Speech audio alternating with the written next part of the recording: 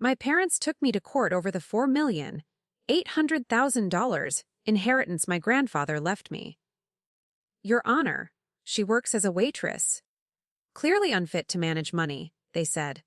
The judge nodded and mocked, a waitress handling millions. Brilliant? Everyone laughed. Then I stood up and said, Actually, Your Honor, I graduated in law from Harvard, and I just recorded everything. The judge turned pale.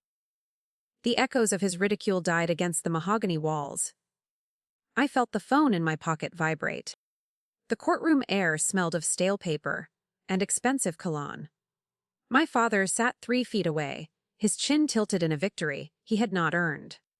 He smoothed his silk tie with a practiced, arrogant grace. Beside him, my mother adjusted her pearls, her eyes glittering with a predatory satisfaction. They looked at me like a problem they had finally solved. The silence stretched until it became a physical weight. My father winked at the judge. The alliance in that room was absolute. I adjusted the sleeves of my bargain suit, feeling the rough polyester against my skin. It was a calculated costume. My grandfather always said that pride is a shield, but humility is a trap.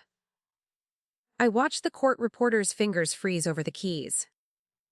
The judge stared at the small black device resting in my palm. His hand trembled as he reached for his water glass. The smirks on my parents' faces began to melt into masks of confusion. The tide was turning. I pulled a leather portfolio from my worn messenger bag. Inside lay the proof of 3 years spent at the top of my class. I laid my Harvard diploma on the table like a card in a high-stakes game. The embossed gold seal caught the overhead fluorescent light. My mother gasped, a sharp, ragged sound that cut through the tension. She looked at the document, then back at my apron. The woman she thought she knew was a ghost. My father stopped breathing. My voice remained steady. A sharp contrast to the judge's erratic breathing. I cited the specific judicial code for bias and the statutes regarding legal recordings in our state. Every word was a surgical strike against their arrogance. The judge slumped back in his high chair, his authority dissolving into visible sweat. He looked at my parents with a newfound terror. They were no longer his friends. They were his liabilities. I saw my father's knuckles turn white. He knew the trap had snapped. The bailiff stepped forward, his hand resting near his belt as the room shifted. I did not look at the gallery or the lawyers. I kept my eyes fixed on the man who had mocked my dignity. The record was set, and the digital file was already uploading to a secure server. Justice was no longer a theory from a textbook. It was a cold, hard reality in the palm of my hand. My parents finally realized the truth. I was never just a waitress. The judge cleared his throat, but the sound was thin. He looked at the diploma as if it might burn him. My father shifted, his leather chair creaking in the silence. The arrogant smirk had vanished, replaced by a jagged line of sweat. He reached out to touch the heavy gold seal on my degree. I pulled the paper back before his fingers could reach it. He was a stranger to this level of hard work. The room felt smaller. I am filing for your immediate recusal, I said. My voice was like a blade on glass. I tapped the phone screen to save the recording. The bailiff shifted his weight, his eyes darting between us. My mother tried to speak, but her mouth just worked silently. She looked at her husband for a plan that would not come. The judge stared at the digital timestamp on my device. He knew the review board would see his mockery. Robert leaned across the table, his face turning a dark, bruised purple. You set us up, he hissed. His breath smelled of expensive scotch and desperation. I did not flinch from his heat.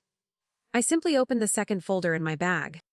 It contained the ledger Grandpa William had kept for decades. Every failed investment and wasted loan was listed in his neat hand. My father went still as he recognized the script. The true cost was finally being counted. The ledger was more than a list of debts. It was a map of their failures. I watched my mother's eyes scan the page until she found her own name. She saw the entries for the book clubs and the country club fees. Her hand went to her throat, clutching the pearls that Grandpa had paid for. The realization was sinking in for them both. They were not just losing a case. They were losing their entire bank account. "This is not a debate," I told the bench. I stood tall, the polyester of my suit no longer itching. The judge looked at the exit behind him like a man trapped in a storm. He knew his career was ending in this small room. He looked at my parents.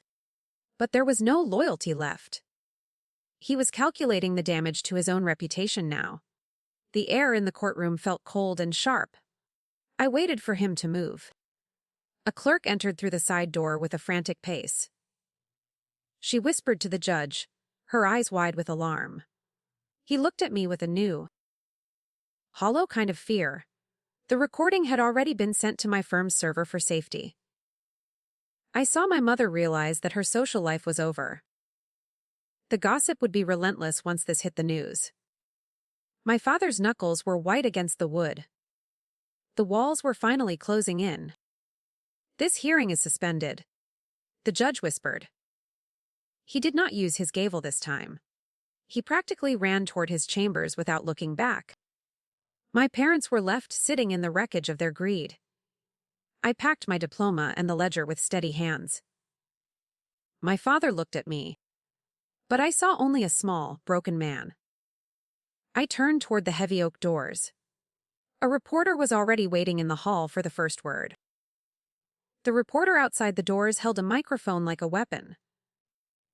I pushed past the flashing lights and headed for the parking lot. My old car waited in the shade of a dying oak tree. I could hear my father's heavy footsteps behind me. He was shouting my name, his voice echoing off the stone pillars. I did not stop until my hand touched the hot metal of the door. The heat felt real and honest. He finally caught me. "You think you won because of a recording?" Robert gasped. He leaned against my rusted fender, his face a map of broken veins. He looked older than he had 10 minutes ago. I saw the desperation in the way he gripped his car keys. He needed the money to cover a secret debt. I knew about the offshore accounts and the failed luxury development.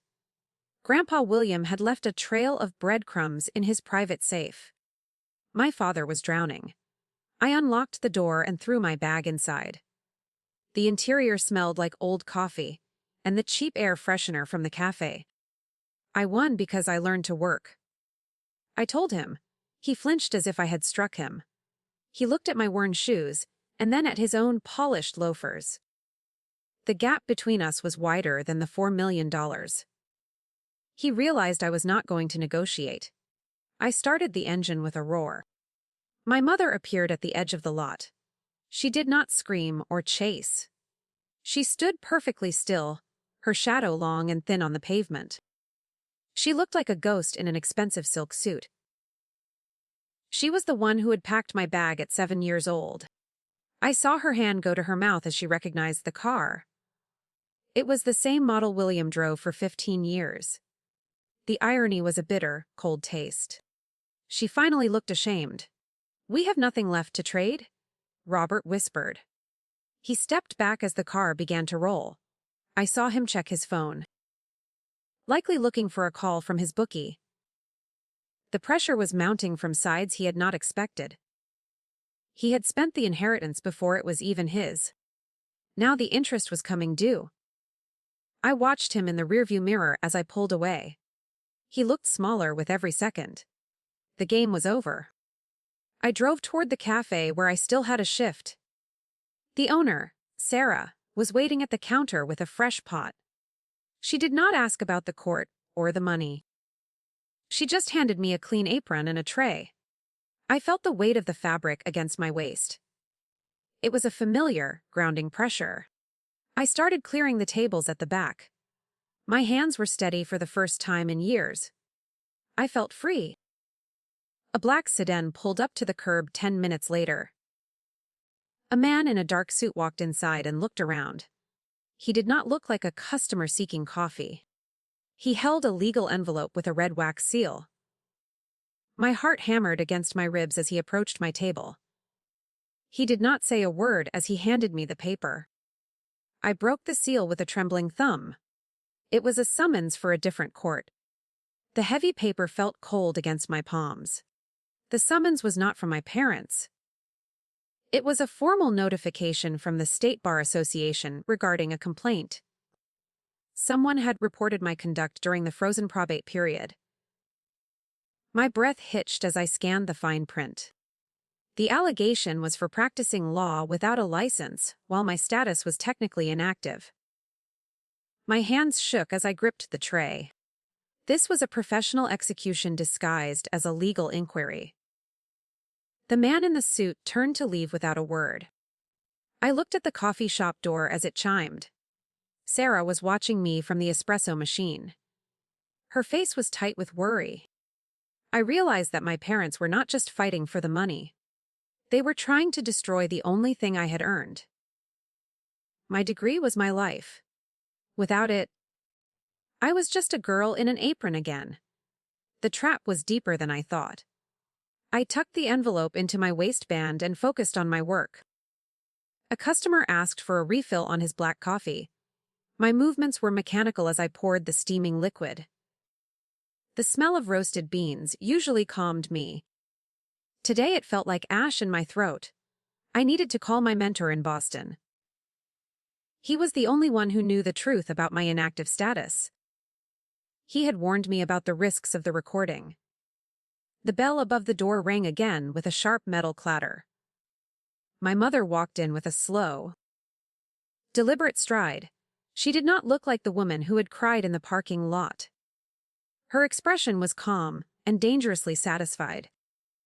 She sat at a corner table and smoothed her skirt. She did not order anything. She just watched me work. It was a psychological siege. She knew about the letter in my pocket. She smiled. I walked to her table with a pitcher of water. "How much did it cost you?" I asked quietly. She looked up with eyes like polished glass. She told me that some things were worth any price. She did not mention the inheritance.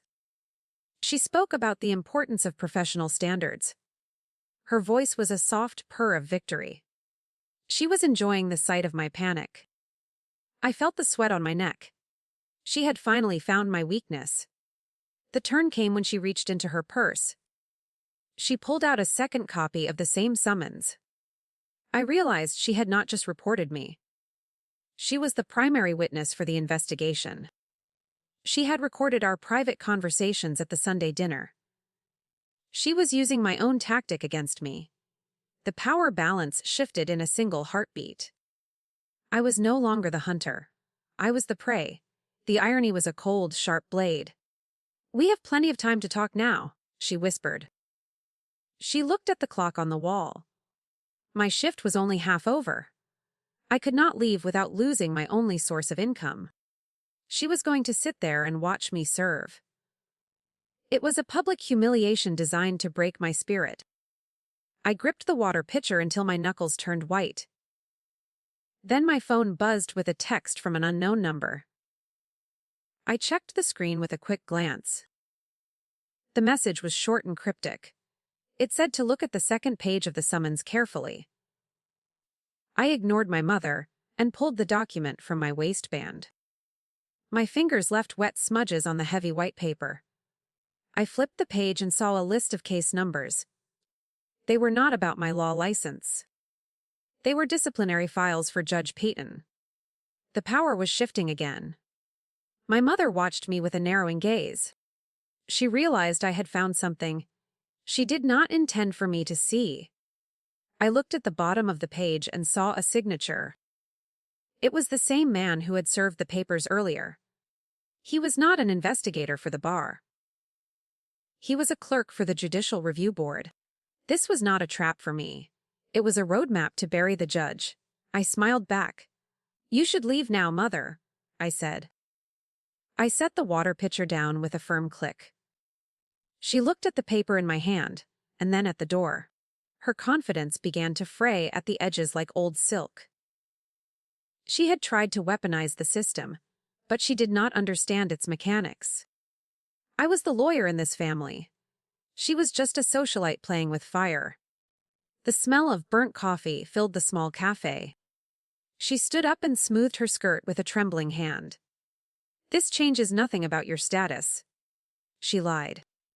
I saw the fear in the way she gripped her designer purse. She knew that if Piton fell, her entire legal challenge would collapse. The judge was the only one who would listen to her fabrications. Without him, she had no voice in the court. She turned and walked out into the bright afternoon. The bell chimed a final, lonely note. I went to the back room and called the unknown number. A man answered on the second ring with a dry, professional voice. He told me that Grandpa William had set this in motion years ago. The old man knew Piton was corrupt and had been gathering evidence in secret. He had waited for the right moment to hand me the final blow. My grandfather was still protecting me from the grave. I felt a cold chill. The man explained that the bar complaint was a necessary cover for the investigation. I was not actually in danger of losing my license. They needed me to stay in the cafe to lure my mother out. She had provided the final piece of evidence they needed on tape. Her own greed had finally silenced her. I leaned against the cold metal fridge and closed my eyes. The war was nearly over. I felt a strange, hollow relief. I walked back to the counter and looked at Sarah. She was smiling for the first time all day. She held up a small, black recorder she had hidden under the register. She had caught every word of my mother's confession about the judge. We had them trapped from every possible angle now. But then a loud crash echoed from the parking lot outside. I ran to the window and saw my car on fire. The orange glow of the fire danced against the cafe window. I stood frozen as the glass hummed from the heat. My car. The last physical link to Grandpa William was a skeleton of twisted metal and hissing rubber. The smell of gasoline and melting plastic filled the air, choking the scent of coffee. I saw my father standing near the edge of the lot. He held a silver lighter in his shaking hand. His eyes were wide and vacant. He looked like a ghost. I pushed through the door and stepped onto the hot asphalt. The heat rolled over me in waves, stinging my cheeks. Sarah shouted for me to stay back, but I kept moving. This was the final act of a man who had lost his soul to greed. Robert did not run when he saw me. He simply dropped the lighter into the oil-slicked puddle at his feet. It flared once and died. He was waiting for me to scream. I chose the silence instead. "It is all gone now," he whispered. His voice was barely audible over the roar of the flames. He looked at the burning wreck with a twisted kind of pride. He thought he was erasing my future. He did not understand that the inheritance was never about the car or the cash. It was about the strength I had found in the dirt. I watched the black smoke rise toward the blue sky. The fire was loud, but my heart was louder. I felt cold. A siren wailed in the distance, growing louder with every heartbeat. Neighbors emerged from their homes, holding phones and shielding their eyes. My father finally looked at me, and I saw the first flicker of true fear. He realized that there were witnesses to this madness. He had committed a felony in broad daylight just to hurt me. I reached into my pocket and felt the summons. The paper was warm. I did not need to hide anymore. The world was watching us. The fire truck swerved into the lot, and water soon hissed against the white, hot metal. A thick cloud of steam enveloped us, turning the scene into a gray nightmare. 2 police officers stepped toward my father. They did not ask questions. They saw the lighter and the gasoline can. Robert did not resist as they pulled his arms behind his back. He looked at me one last time. I saw the hollow shell of the man who had abandoned me. He was truly empty. He tried to kill the evidence. A voice said behind me. I turned to find the man from the review board. He was holding a fireproof briefcase he had pulled from the back seat before the flames took hold. My heart stopped. I had forgotten the second ledger was hidden in the trunk. He handed it to me with a nod. It was slightly charred but intact. The secrets inside were safe. My father had failed to burn the truth. The ledger felt heavy. The agent told me that the police were already at the judge's house. The investigation had moved faster than expected. Piton was being taken into custody for racketeering and bribery. The web was unraveling at a dizzying speed. My parents were no longer the players. They were the pawns in a much larger game. I looked at the scorched leather of the briefcase. Grandpa William had planned for this fire too. He knew his son better than I ever did. I felt sick. Sarah walked over and wrapped a blanket around my shoulders. I was shaking, though the air was still thick with heat. The fire was out, leaving only a stinking heap of rubble. My mother's car was nowhere to be seen. She had fled the moment the first spark jumped. She was always the one to run. I stood in the center of the wreckage and breathed. I was the primary beneficiary of a war I never wanted to fight. It was finally over. The lead officer approached me with a notepad. He asked if I wanted to press charges for the arson. I looked at my father, who was being shoved into the back of a cruiser. He looked small and pathetic behind the reinforced glass. I could end it all right here. I could let the system swallow him whole. I thought about the suitcase at 7. I thought about the long years of neglect. The choice was a heavy stone in my hand. I nodded. Yes, I said. My voice was clear and final. He needs to be held responsible for everything. The officer wrote it down and walked away. I felt a strange shift in the atmosphere. The pressure was gone, replaced by a vast, open space. But then I saw a man in a gray suit watching me from across the street. He was not a cop or a lawyer. He was holding a camera. He was not looking at the fire. He was looking at me. The man across the street did not lower his lens when I stared. He moved with a practiced, predatory stillness. I realized he was not a journalist. He was the private investigator my mother had hired weeks ago. My father was in handcuffs, but the surveillance had never stopped. The steam from the extinguished fire swirled between us, blurring his features. I felt a sudden, sharp need to reclaim my privacy. I stepped toward him, but the man disappeared into an alleyway. I walked back into the cafe to find Sarah cleaning a shattered mug. The blast from the car had cracked the front window. She looked up, her face pale under the harsh fluorescent lights. "They are going to keep coming, Jade," she whispered. I knew she was right. My parents were losing the legal battle, but their spite was infinite. I took the charred ledger from the table. I needed a secure place to store the truth. My studio apartment was no longer safe. I decided to head to Grandpa William's old estate. It was a 40-minute drive in a cab I couldn't really afford. The house was technically part of the frozen assets, but I still held the key. I needed to see if he had left anything else behind. The taxi smelled of cherry air freshener and old cigarette smoke.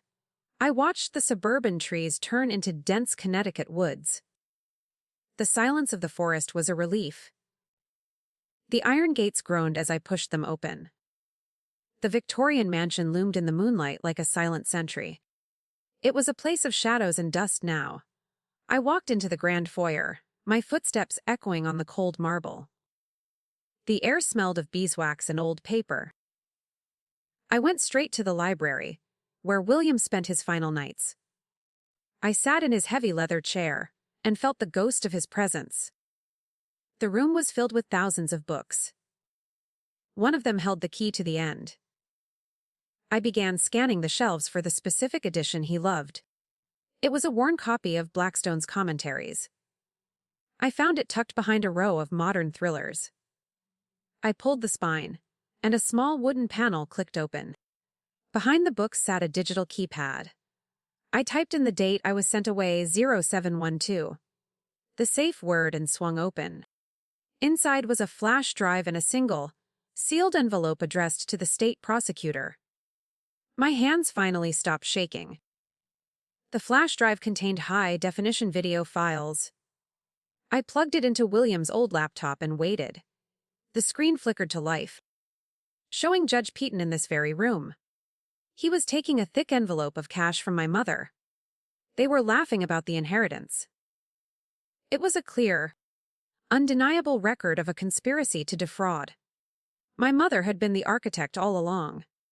She had not just manipulated the will. She had bought the judge. This was the final nail. I heard a floorboard creak in the hallway outside. My heart hammered against my ribs like a trapped bird. I was not alone in the house. I slowly closed the laptop and grabbed a heavy brass letter opener. The shadow under the door deepened. I realized I had led the investigator straight to the evidence. He was not just watching, he was waiting for me to find the safe. I retreated toward the window. The cold glass felt like ice against my back. The door handle turned with a slow, agonizing metallic scrape. A man stepped into the room, but it was not the investigator.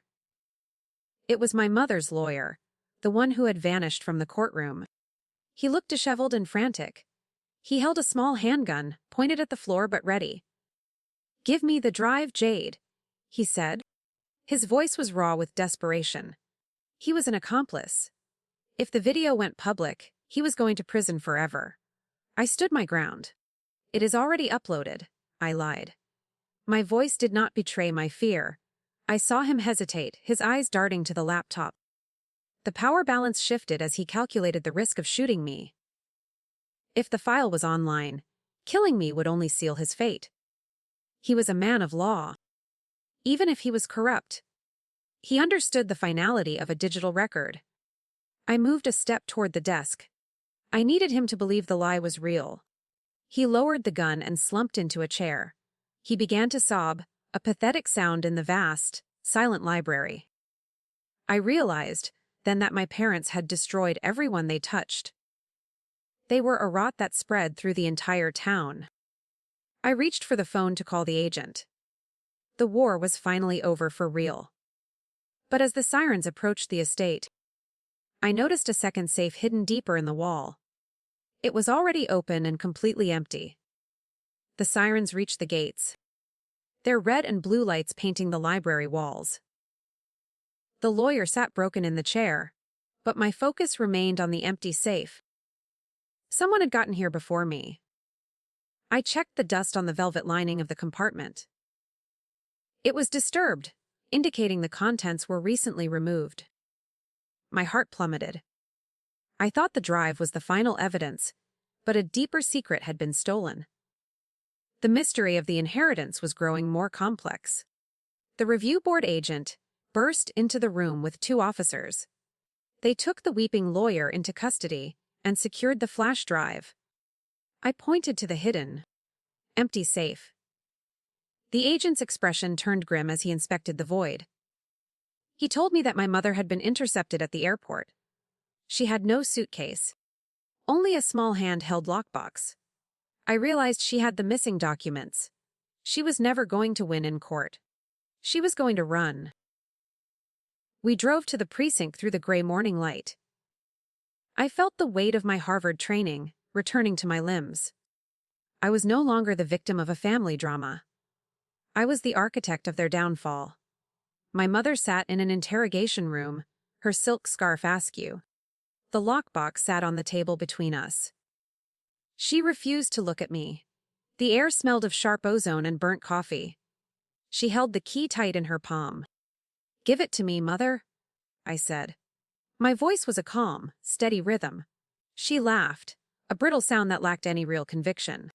She claimed the papers inside would destroy the Morrison name forever. I did not care about the name. I cared about the truth Grandpa William had died to protect. I reached across the table and pried her fingers open. The metal key was warm from her skin. I felt no guilt as I took it. The box contained original birth certificates and a modified adoption decree. My name was at the top, but the parents listed were not Robert and Linda. I looked at the dates and the signatures. Grandpa William was not my grandfather. He was my father. My parents had been paid for 21 years to keep the secret. The betrayal was total and absolute. Everything I believed about my bloodline was a carefully crafted lie. I felt the floor drop away. I walked out of the precinct into the cold Boston wind. I finally understood why William had left me everything. He was not rewarding a granddaughter. He was making amends to a daughter he had hidden. I stood on the sidewalk and watched the city wake up. The money was in my account, but my identity was a blank slate. I threw the key into the gutter. I was ready to build something real. My mother was still screaming inside.